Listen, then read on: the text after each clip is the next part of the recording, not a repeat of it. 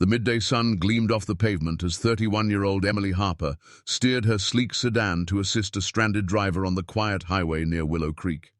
Her sophisticated navy gown and high-end jewelry were ideal for the critical corporate meeting she'd just attended, yet entirely unfit for roadside aid in rural lands. Emily served as the chief operating officer of Harper Enterprises, her father's billion-dollar real estate firm, and she'd spent the morning discussing with local authorities a massive retail and residential project. This venture marked the region's largest financial commitment, though Emily was starting to question the community's support for their vision.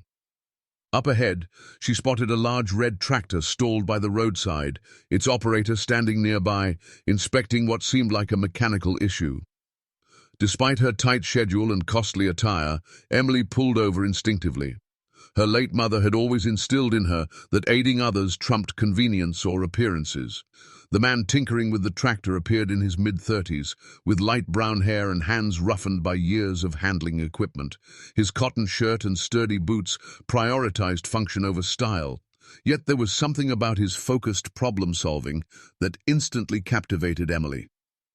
"Pardon me," Emily called as she neared. "I noticed you're having trouble. Can I lend a hand?" The man glanced up, visibly surprised, not anticipating help from someone dressed for executive suites. "That's very generous, but I'm not sure there's much you can do.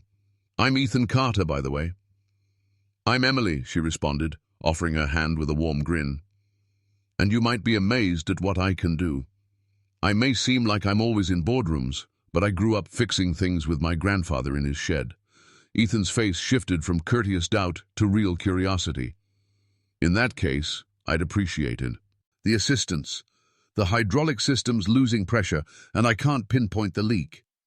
For the next hour, Emily astonished both herself and Ethan by proving remarkably adept at troubleshooting the tractor's issues.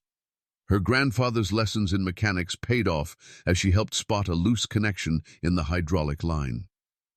"You really know your stuff," Ethan remarked as they tightened the fitting together. "That's not something you expect from someone in your profession." "And how do you know what I do?" Emily asked with a playful smile.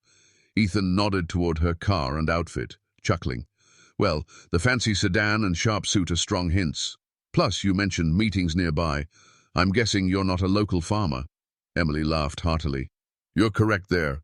I work in real estate and construction. In fact, I was just meeting with county officials about a project we're planning here."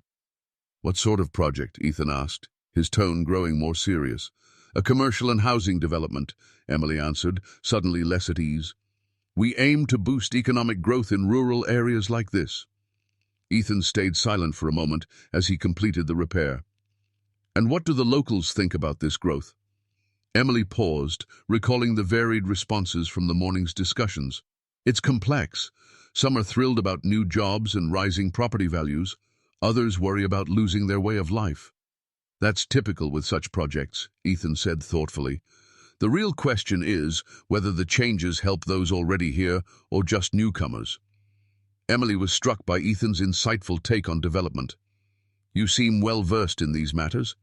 Have you faced similar projects before?" "More than I'd prefer," Ethan replied with a wry grin. "This region's seen several proposals over the years.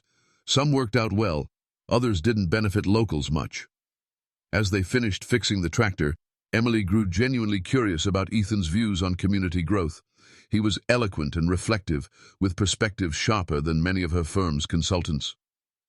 "There, that should get you moving again," Emily said as they tested the hydraulic system. "Thank you so much," Ethan replied earnestly. "I didn't expect to meet someone with mechanical know-how driving a car like that." Emily smiled warmly. "And I didn't expect to meet someone with such deep thoughts on economic progress running a tractor." We both learned not to judge too quickly. 2 days later, Emily sat in the conference room at Harper Enterprises headquarters, reviewing opposition research compiled by her father's legal team about the Willow Creek project. Her heart sank as she read the documents.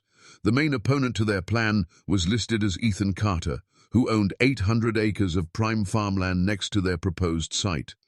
The same Ethan Carter who had worked alongside her to fix his tractor. Emily realized Ethan likely knew who she was the moment she mentioned her work in development, yet he had accepted her help kindly and engaged in meaningful dialogue about the very issues that placed them at odds. The next morning, Emily drove back to Willow Creek, determined to confront the situation openly. She found Ethan tending to equipment in one of his fields and approached him directly. "I think we need to talk," Emily said as she crossed the field. Ethan looked up, unsurprised by her return. "I figured you'd come back once you realized who I was." "You knew from the start, didn't you?" Emily asked. "I had a hunch," Ethan admitted. "Harper Enterprises isn't unknown here, and you mentioned meeting officials about development. It wasn't hard to connect the dots." Emily felt a pang of embarrassment for the unintentional oversight. "I feel awful for not realizing sooner. You were so kind, and here I am, representing the company you're opposing." "You were genuine that day," Ethan said calmly. "Our business disagreement doesn't change that you stopped to help a stranger. That speaks volumes about your character." "But it does complicate things," Emily replied. "My company views your land as critical to our project's success, and you clearly have serious concerns about our plans." Ethan nodded gravely. "I do. This land has been fertile farmland for generations, and your project would end that entirely. But I'm not against all change, just change that ignores the existing community." Over the next few hours, Emily and Ethan walked through his fields and the proposed site, with Ethan explaining the land's agricultural and ecological value, and Emily sharing her firm's goals for economic renewal. "What if we could create growth that supports, rather than replaces farming?" Emily asked, as they gazed over the valley. Ethan looked intrigued. "What do you have in mind?" "Instead of a standard mall and housing, what about an agritourism and farm-based development?" Emily suggested. "Local farms could sell directly to buyers, restaurants could highlight regional produce, and we could offer programs on sustainable farming." Ethan was silent for several minutes, clearly weighing the idea. "That's a big shift from your original plan. Would your company agree to such a change?"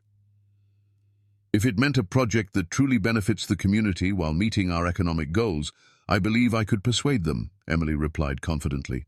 8 months later, at the grand opening of the Willow Creek Agricultural Marketplace, Emily watched Ethan demonstrate sustainable farming techniques to visiting families.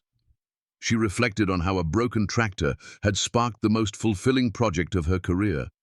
The development had become a blueprint for rural economic growth, creating jobs for locals while preserving and promoting farming traditions.